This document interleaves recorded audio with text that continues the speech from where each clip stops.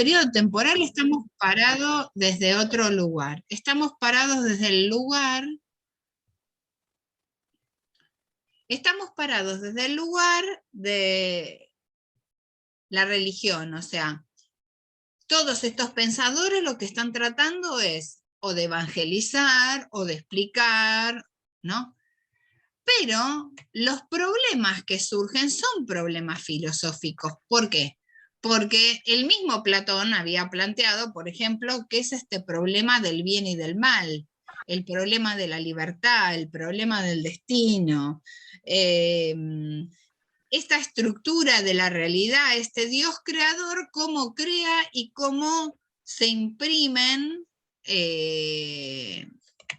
las ideas de Dios, por decirlo así, o las ideas en la realidad. O sea, muchísimas de estas cuestiones ya habían sido tematizadas por los filósofos del mundo griego. Entonces acá lo que se produce como consecuencia de esta proliferación de cultos o de maestros o de, no sé, de evangelios, de teorizadores, qué sé yo, de evangelizadores, se produce una proliferación de teorías que no están del todo bien, o por lo menos no conducirían a las personas a una mejor espiritual si están mal planteadas o mal hechas. Entonces, ¿qué es lo que pasa en más o menos el siglo II? Tenemos, ¿y qué sería el siglo de Orígenes, no es cierto? ¿Qué es lo que nos interesa? Tenemos dos grandes grupos de filósofos, ¿no? Un grupo que está formado por los ateos, los epicúreos, los escépticos y los aristotélicos, que son los que niegan la providencia o la limitan. O sea, que dicen esto de la providencia es cualquiera, acá no hay ningún plan, ¿no? Y si nos ponemos a pensar, todo aquel que siguiera la metafísica aristotélica le parecería un despropósito, porque acuérdense que el Dios de Aristóteles se piensa a sí mismo. Y además porque los aristotélicos tienen como una mentalidad más científica. Ahí van a parar los escépticos, que acuérdense que escéptico significa skepsis, o sea, investigar, no poner mala cara. Los ateos, obviamente, todos aquellos que no creían en todo esto, dirían, esto es un despropósito y un delirio, y los epicúreos, que eran aquellos que decían hay que reducir las cosas a la mínima complejidad, y esto suena como un delirio, ¿no? Entonces, todos estos son los grupos que tienden más a lo que sería una investigación científica o más objetiva. Por supuesto, se resisten a todas las explicaciones que tengan que ver con oráculos, sueños, milagros, ¿no? Y también al tema de la oración, o sea, que es tan importante la oración, en fin. Se van a caracterizar por el uso de la dialéctica aristotélica y van a hacer énfasis fundamentalmente en el método de la filosofía y no en todas estas cuestiones que estaban en boga en esta época. Por lo tanto, empiezan todas estas escuelas, son las que se van a ir al demonio en algún sentido, ¿no? Que van a ir decayendo. Orígenes, ¿qué toma de estas escuelas? La psicología y la dialéctica aristotélica, o por lo menos algunos aspectos, ¿no? O sea, toma algo del método. El otro grupo, y ahí tiene bastante más lógica, va a estar compuesta por los estoicos, que eran estos del logos y del logos espermáticos y qué sé yo. Acuérdense que en la línea Platón plantea que uno tiene que alcanzar el nous, y que este nous se alcanza, o sea, la inteligencia. Y este tema del logos y del discurso y de la palabra era un tema platónico, pero que los estoicos le dan un lugar muy especial a este logos, porque este logos, que es la palabra, es el que funciona como intermediario entre Dios y la creación. Y para todo este grupo, los intermediarios, o sea, los daimones, y ahí vamos de vuelta al daimon de Sócrates, estos intermediarios son esenciales, porque son los que intervienen o que tienen relación con los oráculos. ¿Mm? Y si pensamos que además todo esto, todas estas escuelas, los estoicos, los platónicos y los pitagóricos, ni hablar los pitagóricos, ¿no? ¿Se acuerdan que los pitagóricos son los que encuentran que la realidad, o que en la realidad está inscripta en la matemática, o la realidad es matematizable, ¿no? Por todas estas cuestiones que nosotros sabemos de las proporciones, ¿no? El número de oro, en fin. Y las escuelas pitagóricas eran unas escuelas que desde el principio sostienen la inmortalidad del alma, y además tenían toda una cuestión mágica con el tema de los números, con el número de oro. Así que estos tres grupos se inclinan a favor de la providencia, de los oráculos, de los daimones o demonios, que son estos intermediarios, y ahí vienen a profundizar estos problemas de la libertad y el destino. Y acá aparece este pensador importantísimo que es Amonio Sacas. Yo acá lo puse con doble M, pero puede ir con una sola M, o Amonio Saca, sin la S al final también, lo he encontrado de las diferentes maneras, que aparentemente es a quien se le atribuye, o quien es el creador del neoplatonismo. ¿Por qué decimos esto? Porque este Amonio fue el profesor de Plotino, de Erenio y de Orígenes. Y el problema es que Amonio es ágrafo, igual que Sócrates, o sea, decide no escribir y les hace prometer a estos tres discípulos, a Plotino, Erenio y Orígenes, que nunca van a transmitir su dogma y que no lo van a dejar por escrito. Plotino cumple bastante, Erenio y Orígenes no tanto. Pero Plotino tiene un discípulo que se llama Porfirio, y Porfirio escribe todo lo que dijo Plotino. Entonces, por ese lado, recibimos toda la información de Plotino, y esto va a ser el famoso neoplatonismo, que se le suele atribuir a Amonio Sacas, pero no tenemos ninguna certeza. ¿Se entiende? ¿Por qué? Porque el tipo no dejó nada escrito. Bueno, entonces acá lo que plantea Danielou es que, ¿y entonces Orígenes qué es? ¿No? ¿De dónde sale Orígenes?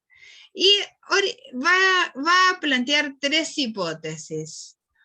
Una, que Orígenes es un platónico, otra que es un neoplatónico, y otra que es fruto de las corrientes de su época. Obviamente, Orígenes profesa una filosofía platónica, pero ¿cuál filosofía platónica? ¿No? Porque pasaron 500 años, así que ¿es platónico al pie de la letra o cómo? ¿No? Entonces, vemos que Orígenes ha frecuentado los textos de Platón, pero los diálogos sobre los que trabajó o que leyó, aparentemente de modo directo, son lo que estarían circulando, que es el Timeo, que es este del origen del cosmos, donde hay un demiurgo que crea y que plasma las ideas perfectas, inefables, únicas, eternas, en una materia o jora que es imperfecta, en fin, y por eso sale el mejor de los mundos posibles, no el mejor de los mundos, por la imperfección de esa materia, ¿no? Entonces, en el Timeo, Platón desarrolla esta teoría, que él dice que todo esto es un mito probable, lo dice desde el principio. Aparte, a partir de ese momento en que se plasman las ideas en la materia, surge el tiempo, no antes. Antes habría una atemporalidad. Y para explicar la creación del cosmos, Platón utiliza los números y utiliza unos sólidos o unas figuras geométricas y unas proporciones específicas de los elementos, ¿no?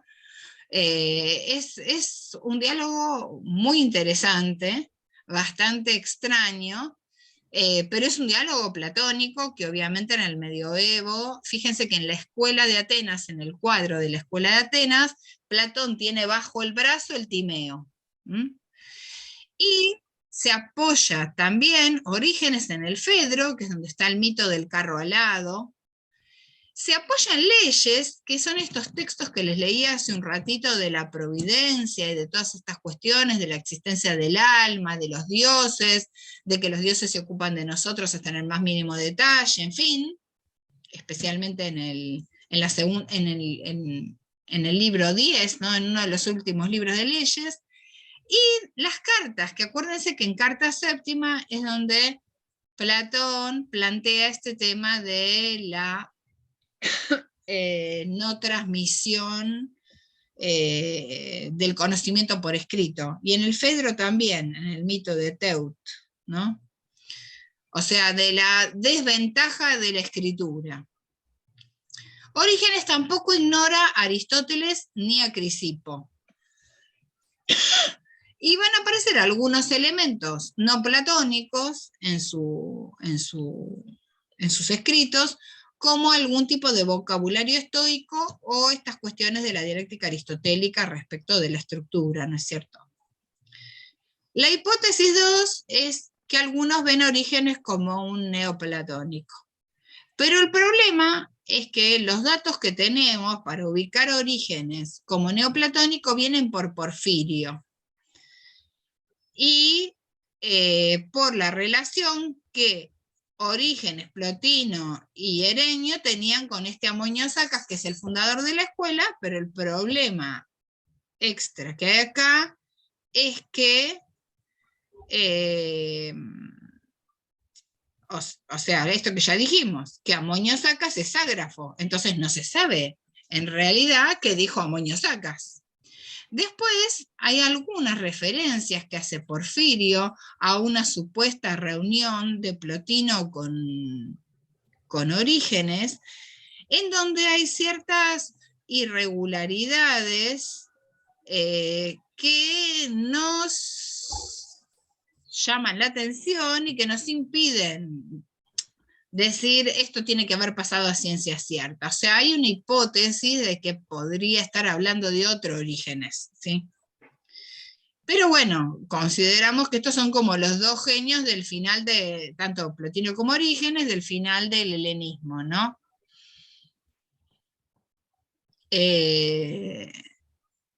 Si nosotros descartamos esta influencia de Amonio en Orígenes y la relación con Plotino, entonces ahí se complica para definir a Orígenes como neoplatónico, ¿se entiende?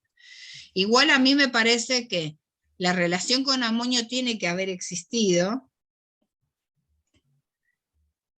y en algún punto tiene que haber habido alguna relación con Plotino, quizá una relación en la juventud. Amonio Sacas es un filósofo alejandrino, o sea, está en Alejandría, ¿sí? A ver, ¿y ahora qué pasó?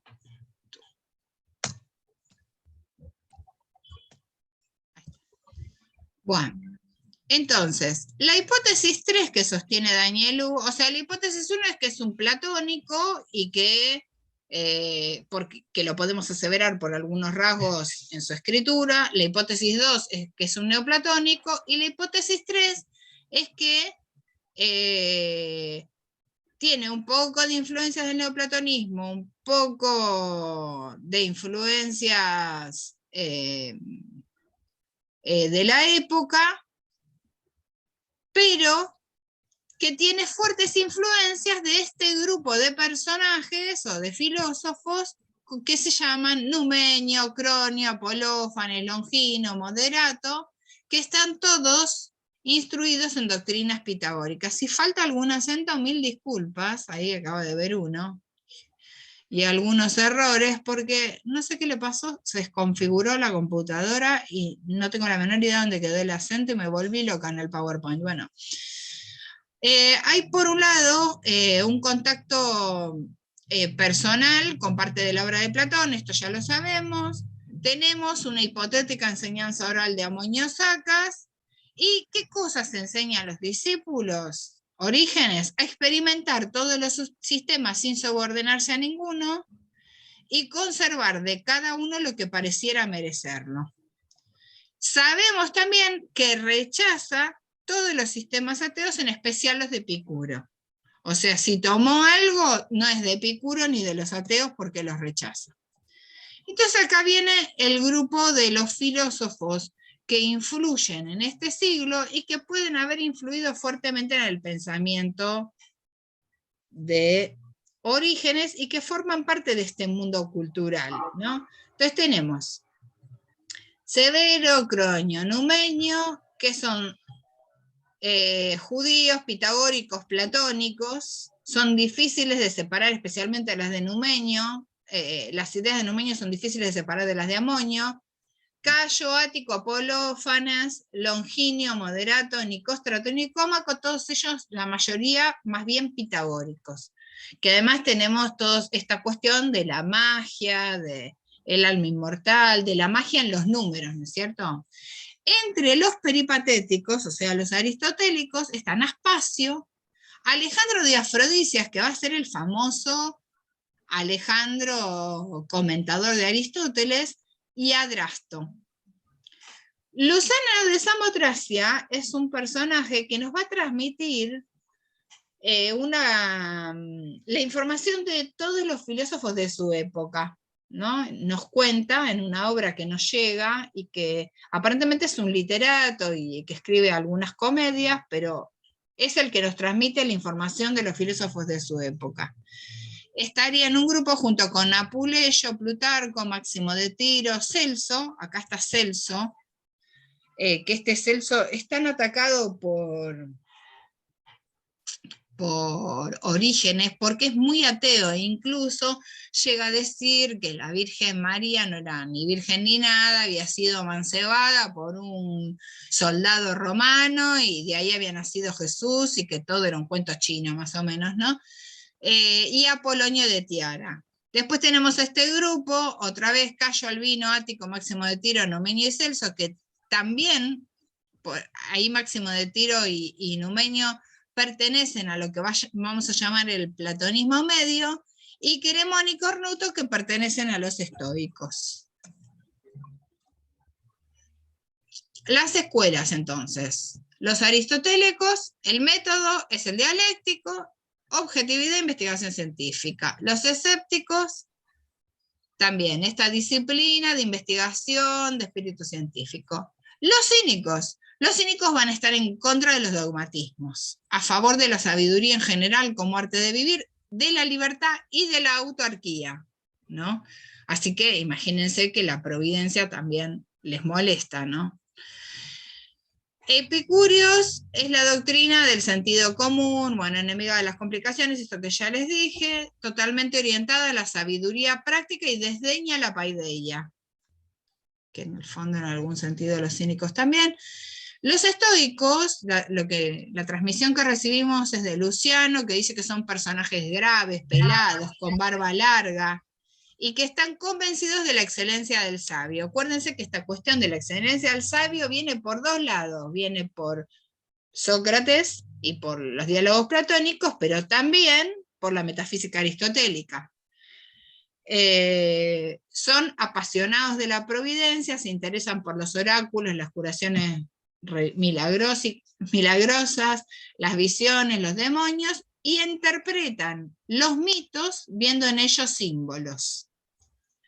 Los pitagóricos, los más simbolistas de todos, acuérdense que también el pitagorismo, más que filosofía, es un pensamiento religioso. Esto que les dije, en la inmortalidad del alma, en el ideal de la vida pura y meditativa, van a desarrollar una teología de las matemáticas, son magos y filósofos, o sea, se apoyan en estas cuestiones mágicas, míticas, interpretan sueños y todo relacionado con los números, ¿no? O sea, en ese sentido son magos y filósofos. Y el platonismo medio. Entonces acá ponemos como un poco más en detalle el aristotelismo. En el siglo II no tiene filósofos tan eminentes, salvo este Alejandro de Afrodisias, que es el comentador de Aristóteles y que después es lo que vamos a los comentarios de Alejandro de Afrodisias es lo que van a leer los filósofos árabes, ¿no? Adrasto forma parte de esta escuela, la escuela peripatética se especializa en la observación positiva, el hábito de escrutar la naturaleza, el método objetivo de limitarse a los hechos, de evitar la tentación de la magia o de mezclar la magia con las ciencias naturales, ¿no? Niegan la inmortalidad del alma. Acuérdense que Aristóteles en Metafísica, en un lugar, dice que quizás si el nous es eterno y tenemos un nous agente y un nous paciente, o sea, la capacidad de tener inteligencia, pero la acción de tener inteligencia, y esta inteligencia en acción tiene un cierto parecido con Dios, quizá por ahí podría ser que el alma sea inmortal, pero es como que lo plantea como un quizá, ¿no? Van a negar la eficacia de la oración, son antimísticos, ¿no? Los elementos técnicos de la dialéctica sí les interesa, y su psicología, o sea, el peripsige, ¿no? Sobre el alma, son partes del método de investigación científica, y para Luciano el rasgo dominante de los aristotélicos es que se interesan por investigar todos los temas, o sea que son muy interesados, ¿no? En ese sentido son interesados. Los escépticos, la palabra esquepsis es investigación, y tienen en común con los aristotélicos la preocupación del método científico. Van a adoptar la dialéctica, y el escepticismo va a ser una de las corrientes hacia las que se va a inclinar la academia platónica en un momento, ¿no? Es una disciplina de espíritu científico, y a este grupo van a pertenecer Luciano de Samosata, este Luciano que nos está contando la historia de los filósofos, Sexto Empírico, que acuérdense que es médico, y que nos transmite la fuente de los presocráticos. ¿Se acuerdan? Cuando vimos la fuente de los presocráticos, muchas citas son de Sexto Empírico, y Arcesilao y Carneades, que son los dos directores sucesivos de la academia, de la academia platónica, y que giran la academia platónica hacia un camino escéptico, o sea, un camino de investigación más rígido, o sea, que se salen de la academia anterior y la transforman en más científica. Porque la academia se vea medio como desviado. Después tenemos los cínicos. Los cínicos se asemejan, acuérdense que la meta de todas estas escuelas es cómo obtener la felicidad, ¿no?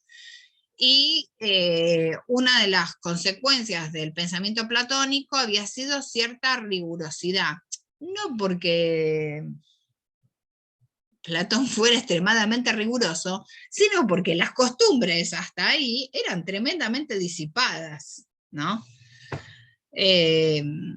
Los cínicos entonces se asemejan a los estoicos en que para ellos la filosofía es una sabiduría, un arte de vivir, pero se oponen por el odio al dogmatismo. O sea, se parecen un poquito a los estoicos por esto de la disciplina moral o ética, pero se diferencian de los estoicos, que los estoicos son muy dogmáticos, ¿no? Por supuesto, la idea importante para los cínicos es la libertad y bastarse a sí mismos, ¿no? No tener posesiones materiales, acuérdense del Diógenes que vive en la vasija o en la tinaja, ¿no? Combaten el politeísmo, los oráculos y las supersticiones, desdeñan las convenciones sociales y familiares, entonces no van a adherir mucho a las religiones, ¿no? O a un modo de culto. Se caracterizan por la franqueza del lenguaje y tienen una vida más bien ascética. Y acá yo puse a dos filósofos, un filósofo que son de la zona de Tebas y una mujer que es su discípula y que son posteriores a Diógenes. Pero bueno, como no son de esta época, no son del siglo II, no, solo puse esa imagen. Los epicúreos, rebeldes contra la religiosidad de su tiempo. Profesan un ateísmo confesado, o sea, estos no, nada que ver con las religiones, niegan la providencia. Es a quienes se refiere Orígenes cuando dice ateos y prohíbe a sus discípulos la lectura de los epicúreos. Igual acuérdense que cuando se encuentran un montón de rollos en Pompeya y Herculano que quedaron tapados por las lavas de los volcanes, de la explosión del Vesubio, lo que se encuentra es justamente la biblioteca de un epicúreo, ¿no? O sea, tenemos un montón de información de un periodo de tiempo un poquito cercano al de, más o menos, ¿no? 100 años del de Orígenes. Desdeñan la paideia, y este es el ideal al que aspiraría Luciano, aunque ya sabemos que Luciano es de otro grupo, pero bueno. Los estoicos, como les dije, Luciano nos va a transmitir una imagen muy respetuosa, va a hablar de toda esta cosa de que son pelados, enjutos, con barbas largas, qué sé yo, pero dice que se van a caracterizar porque hipertrofian la lógica y la pasión por las discusiones pedantes, que están convencidos de la excelencia del sabio y viven pagados de sí mismos, son apasionados de la providencia, interesados en los oráculos y las curaciones milagrosas y las visiones.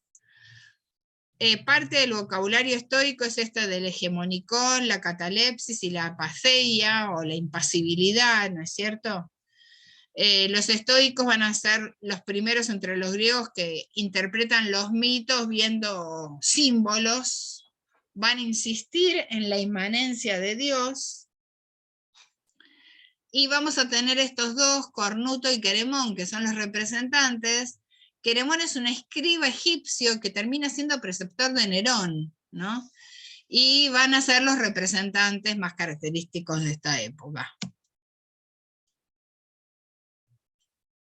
Entre los pitagóricos, entonces tenemos a Moderato de Gades, a Nicómaco de Gerasa, a Polonio de Tiana, y Alejandro de Abotónica, que son pitagóricos del siglo II. Como dijimos, es una escuela más bien religiosa y no filosófica, pero como tienen esta creencia en la inmortalidad del alma y en la vida pura meditativa, es lo que tienen en común, en algún sentido, con los platónicos, ¿no?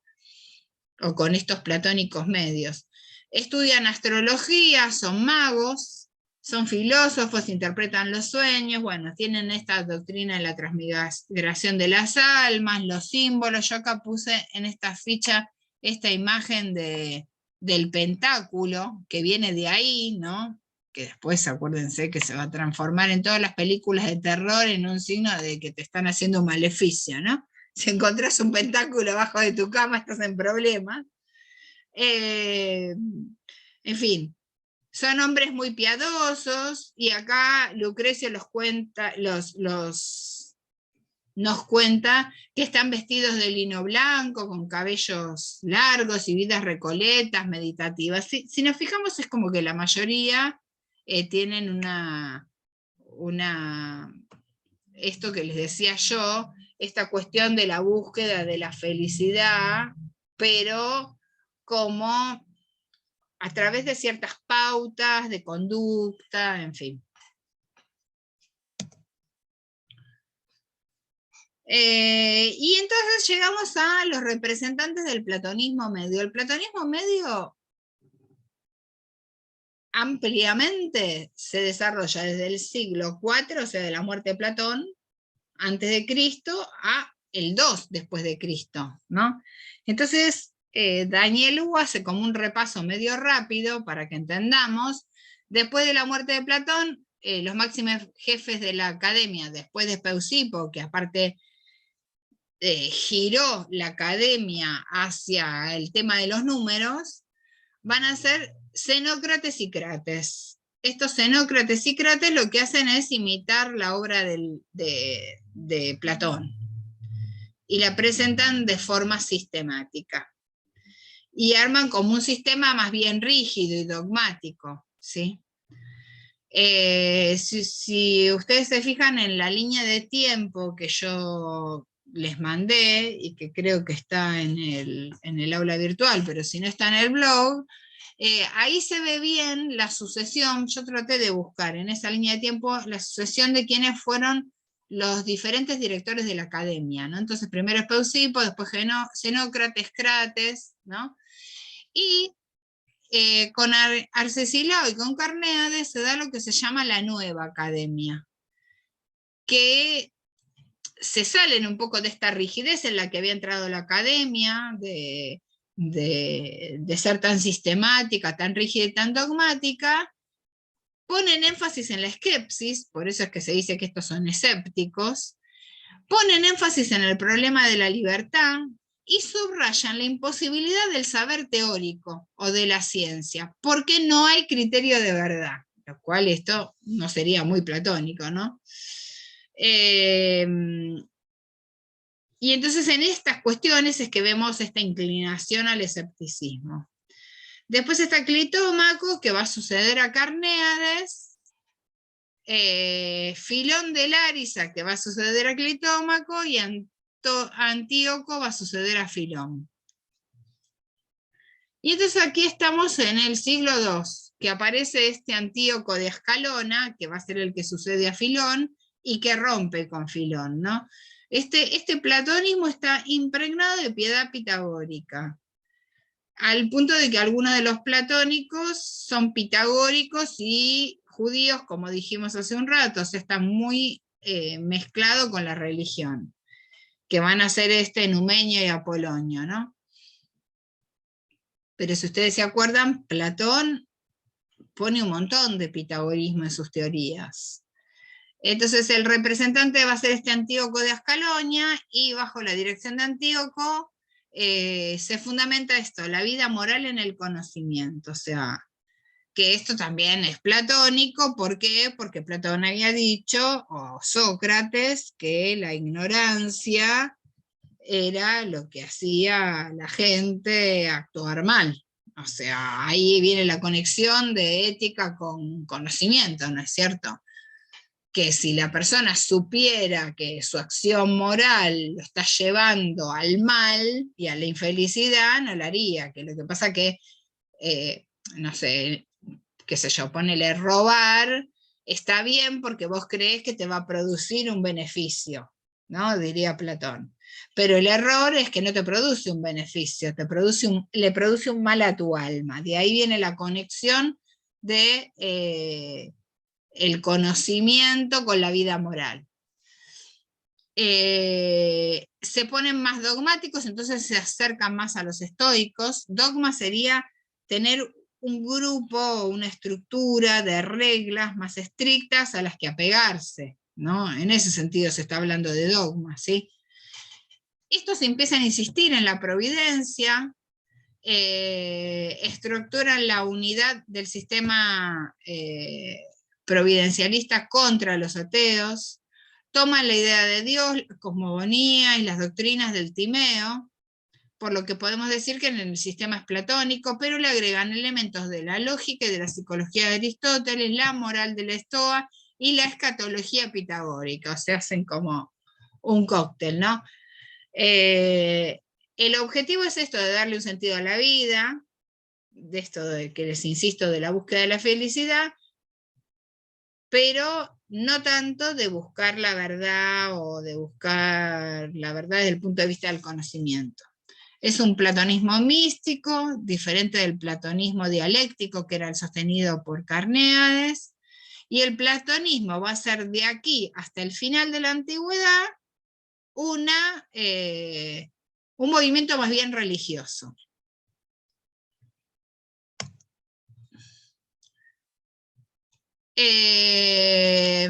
Bueno, las teorías no van a jugar ningún papel, la teoría de las ideas, perdón, y el platonismo empieza a cerrar elementos eclécticos, por eso les decía lo del cóctel. O sea, es como que acá el platonismo toma, como vimos en la ficha de